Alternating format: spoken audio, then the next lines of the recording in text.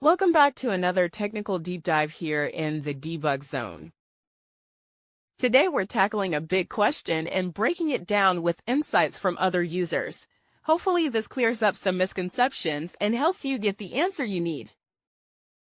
So buckle up, stay a little curious, and let's jump right in.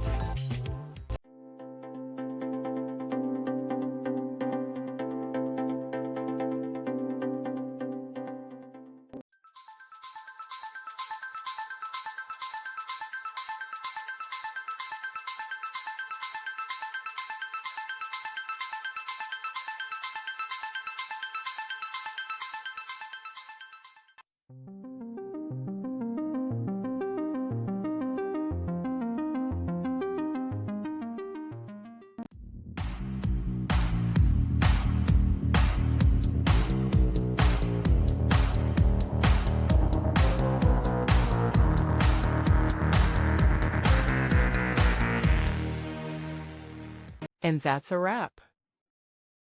I hope you found the answer you were looking for. If you did, take a second to hit that subscribe button. It really helps out. And let me know in the comments which solution worked best for you. See you next time in the debug zone.